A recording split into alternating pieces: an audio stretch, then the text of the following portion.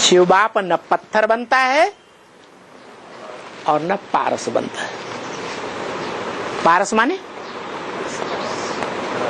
पारसनाथ नाम पड़ता है स्पर्श का बिगड़ा हुआ रूप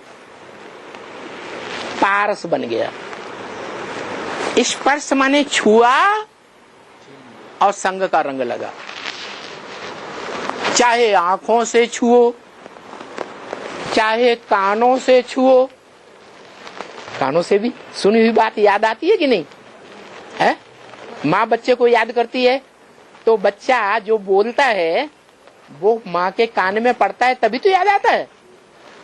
तो स्पर्शनाथ का मतलब ही है ऐसा स्पर्श से जादू करने वाला जिसके कोई भी शरीर के अंग को स्पर्श किया तो संग का रंग जरूर लगेगा। जिसने स्पर्श किया उसके संग का रंग नहीं लगेगा उसको। क्या?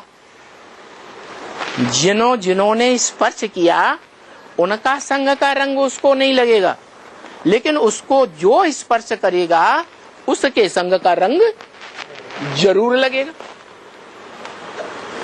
ऐसा पारसनाथ यादगार है, जैनियों में यादगार है पारसनाथ। तीर्थंकर 24 जो माने जाते हैं उनमें एक तीर्थंकर का नाम है पारसनाथ, स्पर्शनाथ। हीरा कौन है? यहाँ माने हीरा कौन है? हीरा पत्थर में जड़ा हुआ हीरा। साकार में हीरा। हीरो पाटदारी कौन है? तो शिवलिंग में चारों युगों में चारों सीन में ऊंचे ते ऊंचा पाटधारी कौन है? कौन है? शंकर है? जो है शरीर और आत्मा। हाँ, तो जो हीरा है वो है उसकी आत्मा। किसकी? शंकर की आत्मा। वो सोमनाथ मंदिर में यादगार दिखाई गई है। वो शिव नहीं है, वो पत्थर बुद्धि बनने वाला वो हीरा नहीं है, क्योंकि वो तो न पत्थर बनता है न पारस बनता है। उसके संग का रंग दुनिया को लगता है तब पतित से पावन बनती है। उसके संग का रंग लगता है दुनिया को? नहीं। उसको तो दुनिया दूसरे धर्म के लोग पहचानते भी नहीं है। कहते हैं निराकार निराकार निराकार, क्या है प्रैक्टिकल सो जानते ही नहीं। तो संग का रंग जिसका लगता है वो शरीरधारी ही होगा या बिना शरीर के होगा? है? वो हीरा शरीर से अटैच है और सृष्टि के आदि में भी अटैच था, सृष्टि के अंत में भी अटैच रहता है। वो अनंत है, अनादि है, उसका ना अंत है ना आदि है। शास्त्रों में दिखाया गया। लिंग का आदि और अंत पहचानो तो विष्णु जी महाराज नीचे की तरफ गए और ब्रह्मा जी महाराज ऊपर की तरफ गए, दोनों वापस आ गए। हमें आदि अंत का कोई पता नहीं लगा। तो उसके आदि अंत का कोई को पता नहीं। जैसे परिवार में बाप होता है ना, बाप बीज होता है ना, उस बीज में से सारा परिवार तैयार हुआ ना है। माँ से लेकर के छोटे से छोटा जो बच्चा है वो भी उस बाप से ही निकला ना है, निकला। तो जो बीज रूप बाप है वो 500-700 करोड़ मनुष्य सृष्टि का बाप है। उसी में से सारी सृष्टि निकलती है। जो गीता में आज भी लिखा हुआ विसर्जा में, मैं सृष्टि के आदि में छोड़ता हूं और जब महाविनाश होता है, महामृत्यु का टाइम होता है सारी दुनिया का, तो सभी आत्माएं मेरे में समा जाती। क्या? उस एक ही बीज से सब निकलते हैं और उसी में समा जाते हैं। क्यों भाई उसमें क्यों समा जाते हैं? आत्मलोक में आत्माएं समा जानी चाहिए। वो देहधारी जो निराकारी स्टेज में स्थिर हो जाता है उसमें क्यों समा जाती है? क्योंकि मुरली में बोला है तुम बच्चे परमधाम को भी इस सृष्टि पर उतार लेंगे। माने इस सृष्टि पर कोई परमधाम का अव्वल नंबर सैंपल भी है जिसके लिए बोला, क्या बोला?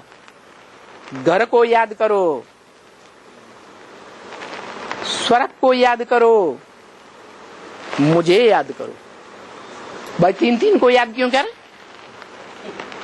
है गीता में तो लिखा है मामेकम याद करो। मुझे एक को याद करें, मेरा तो एक शिव बाबा, दूसरा न कोई, एक को याद करें या तीन को याद करें? तो ये दो बातें कैसे?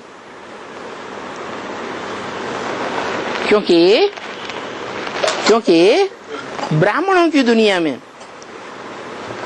जब शिव बाप आते हैं नई सृष्टि रचने के लिए, रचने और रचाने के लिए, करण करावनहार है ना, तो जब नई सृष्टि कराने के लिए आता है तो वो बोलता है क्या कि परमधाम को तुम बच्चे इस सृष्टि पर उतार लेंगे। तो उतारने वाले बच्चे नंबरवार होंगे या सब एक साथ उतारेंगे? तो जो अव्वल नंबर बच्चा है जो परमधाम को इस सृष्टि पर उतारता है, परमधाम को इस सृष्टि पर उतारने का मतलब स्वयं आत्मिक स्टेज में स्थिर हो जाता है। कैसी स्टेज? जो शिवलिंग यादगार दिखाई गई है मंदिरों में। बाप कहते हैं, कौन कहता है? आत्माओं का बाप कहते हैं। न मैं पूज्य बनता हूं न मैं पुजारी बनता हूं। तो जो मंदिरों में शिवलिंग रखा हुआ है जिसकी पूजा होती है और हम जाके उसकी पूजा करते रहे, तो किस आत्मा की पूजा करते रहे? उसकी जो कहता है न मैं पूज्य बनता हूं न पुजारी बनता हूं, या कोई और है जो इस सृष्टि पर पहले नंबर में पूज्य बनता है और पहले नंबर में पुजारी बनता है? कौन है वो? है? अरे कोई है कि नहीं है? है? बोला 10 वर्ष में क्या लक्ष्मी नारायण का जन्म माने प्रत्यक्षता होगी। तो 76 में जिसका प्रत्यक्षता रूपी जन्म हुआ वो राम वाली आत्मा इस सृष्टि का बीज साबित हो जाती है। जो नर से नारायण बनता है, और वो नर से नारायण तब ही बनता है जब अपन को निराकारी बीज रूप स्टेज में स्थिर कर लेता है। तो पहले निराकारी बीज रूप में कौन स्थिर होता होगा? है राम वाली आत्मा, जिसके लिए अव्यक्त वाणी में पिछले साल बोला कि 5 दिसंबर है, 18 जनवरी नहीं स्मृति दिवस है।